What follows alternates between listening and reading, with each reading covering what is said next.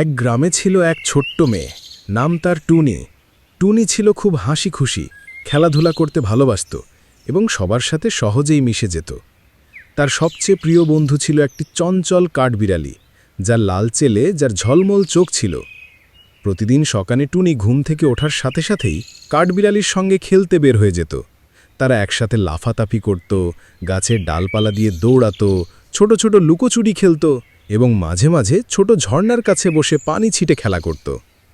একদিন টুনি তার কাঠবিড়ালির সঙ্গে খেলতে খেলতে অনেক দূরে এক ঘন জঙ্গলের মধ্যে চলে গেল।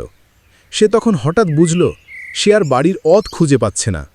চারপাশে শুধু গাছ আর গাছ, আর কোথাও মানুষ বা পরিচিত কিছু নেই।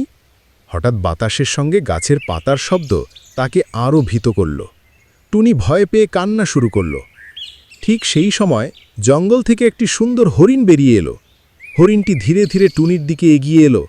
তার কোমল চোখে টুনির ভয় দেখেও যেন শান্তি ছিল। হরিণটি মৃদু কণ্ঠে জিজ্ঞেস করল, তুমি কাঁদছ কেন ছোট্ট মেয়ে? টুনি সমস্ত ঘটনা খুলে বলল।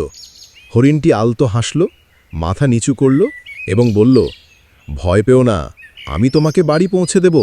এরপর হরিণটি ধীরে ধীরে টুনির পাশে হাঁটতে লাগল। টুনি প্রথমে একটু হেঁচকির মতো অনুভব করলেও হরিণের শান্ত এবং সহমর্মী উপস্থিতি তাকে সাহস দিল।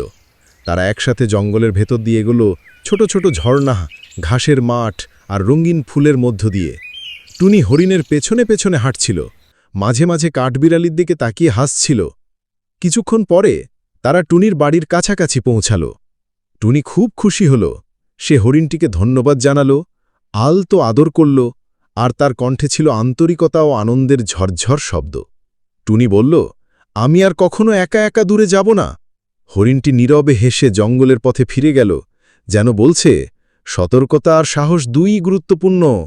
টুনি তারপর তার কাঠবিড়ালির দিকে তাকিয়ে হাসল এবং বলল, আজ থেকে আমরা শুধু নিরাপদ স্থানে খেলব, একসাথে থাকব আর একে অপরকে সাহায্য করব। সেই দিন থেকে টুনি কখনো অজানা জঙ্গলে একা বের হল না। তার জীবনে আনন্দ, নিরাপত্তা এবং বন্ধুত্বের মধুর স্মৃতি সব সময় লেগে থাকল।